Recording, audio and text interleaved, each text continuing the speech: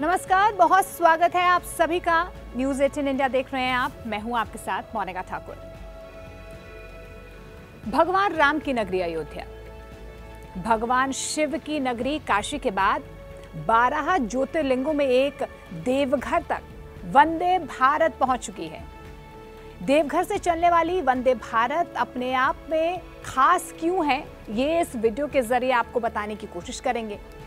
क्योंकि एक नगरी जिसे भगवान शिव ने बसाया और दूसरा है 12 ज्योतिर्लिंगों में से एक झारखंड के देवघर में स्थित वैद्यनाथ धाम, जो भोलेनाथ का एकमात्र मंदिर है जहां शिव और शक्ति दोनों एक साथ विराजमान हैं।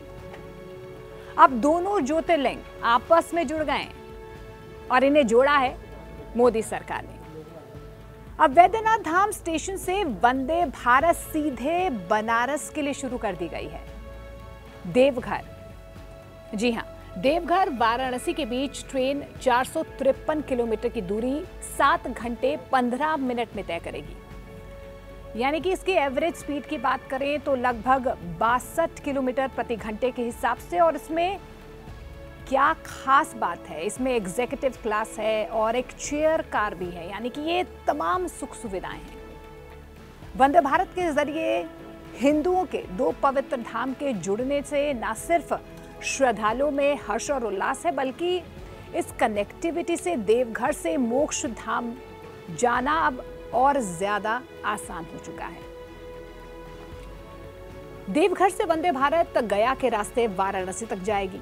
इससे उन श्रद्धालुओं को भी फायदा होगा जो मोक्ष नगरी गया में पितरों के लिए पूजा पाठ हवन करना चाहते हैं या फिर पिंडदान करना चाहते हैं। यानी कि एक ट्रेन पर सवार होकर श्रद्धालु 3 पवित्र नगरी के दर्शन कर सकते हैं। और देखिए आप, कितना अनमोल ये पूरी यात्रा होने वाली है तमाम श्रद्धालुओं के लिए और यादगार भी होने वाली है।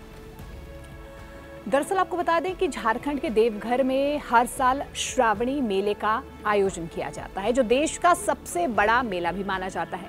इसमें शामिल होने देश विदेश से 35 लाख श्रद्धालु पहुंचते हैं। और इसी तरह वाराणसी में काशी कॉरिडोर बनने के बाद श्रद्धालुओं की संख्या करोड़ों में पहुंच चुकी है। यानी कि आस्था के 2 बड़े केंद्र को रेल से जोड़कर मोदी सरकार न सिर्फ टूरिज्म को बढ़ावा देने की कोशिश कर रही है, बल्कि आस्था के इस कॉरिडोर से झारखंड की आर्थिक स्थिति में भी सुधार होगा। इसके अलावा एक समय था जब देवघर में राजनीतिक रैलियां होती थी, लेकिन इस पावन स्थल के विकास की कोशिश कम ही हुई है। लेकिन 12 जुलाई 2022 की तारीख को देवघर में इस तारीख में एक इतिहास बना है, जब भोलेनाथ में अगाध आस्था रखने वाले प्रधानमंत्री नरेंद्र मोदी देश के पहले ऐसे प्रधानमंत्री बने जिन्होंने बाबा वैद्यनाथ धाम के दर्शन किए। अब देवघर में प्रधानमंत्री नरेंद्र मोदी ने पूरे वैदिक रीति रिवाज से पूजा भी की थी। इससे पहले भी देश की पूर्व प्रधानमंत्री, आपको याद होगा, इंदिरा गांधी और राजीव गांधी यहाँ पर आकर चुनावी सभा को संबोधित भी कर चुके हैं। लेकिन बाबा मंदिर पहुंचकर पूजा अर्चना उन्होंने नहीं की थी। यानी कि बाबा के मंदिर तक तो वो पहुंचे, लेकिन यहाँ पर पहुंच के सिर्फ एक चुनावी रैली करके वो निकल गए, लेकिन यहाँ पर दर्शन करने नहीं पहुंचे। लेकिन अब कनेक्टिविटी बढ़ने से, यहाँ पर वंदे भारत के पहुंचने से देवघर अब देश के मानचित्र पर चमक रहा है, क्योंकि देवघर का अर्थतंत्र अब सिर्फ और सिर्फ बाबा वैद्यनाथ पर आश्रित है। सुविधाएं बढ़ेंगी तो यात्रियों की संख्या और ज्यादा बढ़ेगी, टूरिज्म को बढ़ावा मिलेगा, तीर्थ यात्री यहां पर आएंगे तो देवघर का बाजार तेजी से ऊंचाई छूने भी लगेगा। यानी कि रोजगार बढ़ने वाला है यहां पर। अब मोदी सरकार की कोशिशों से यहां पर एयरपोर्ट भी शुरू हो चुका है। कनेक्टिविटी आप देखिए कि किस तरीके से ट्रेन से लेकर अब हवाई जहाज की कनेक्टिविटी भी यहाँ पर आपको मिलने जा रही है, जिससे विदेश से आने वाले श्रद्धालुओं की संख्या भी बढ़ सकती है और बढ़ भी रही है। बदलाव की इस बयार को प्रधानमंत्री नरेंद्र मोदी ने अपनी कोशिशों से कहीं ना कहीं ग्राउंड जीरो पर, धरातल पर लाने की कोशिश की है और आगे भी किस तरीके से अब देवघर के टूरिज्म को बढ़ाया जा सकता है, इस पर भी लगातार कोशिशें हो रही हैं। पिछले कुछ साल में रेलवे पूरे भारत में संस्कृति, पर्यटन और तीर्थ यात्रियों को जोड़ने का एक महत्वपूर्ण माध्यम बन गया है।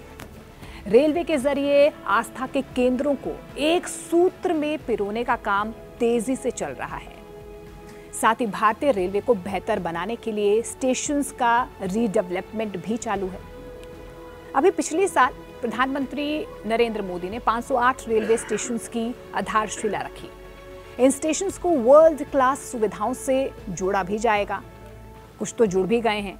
ये देश के इंफ्रास्ट्रक्चर, कल्चर को और ज्यादा बढ़ावा देंगे। इसमें कई ऐसे स्टेशन शामिल हैं जो धार्मिक स्थलों पर हैं। एक तरह से कहें तो देश में आस्था के सर्किट को बढ़ाने और जोड़ने का काम वंदे भारत से हो रहा है। आज देश में रामायण सर्किट, गुरु कृपा सर्किट और जैन यात्रा पर भारत गौरव ट्रेन चला रही है। अब तक करीब 350 आस्था ट्रेनें चल रही हैं और आने वाले कुछ वक्त में सभी 12 ज्योतिर्लिंगों को जोड़ दिया जाएगा। तो आप देखिए ये आस्था का सर्किट अब किस तरीके से बढ़ता बुनता नजर आ रहा है और ये कहीं ना कहीं सिर्फ और सिर्फ मोदी सरकार ने इन श्रद्धालुओं का सपना पूरा करने की कोशिश की है। आपको हमारी खबरें कैसी लगती हैं, कौन कौन सी खबरें देखना आपको पसंद है, आप हमें कमेंट सेक्शन में कमेंट कर सकते हैं। लेकिन अब तक अगर आपने हमारा चैनल सब्सक्राइब नहीं किया है तो जल्दी से पहले उसे सब्सक्राइब कर लें। नमस्कार।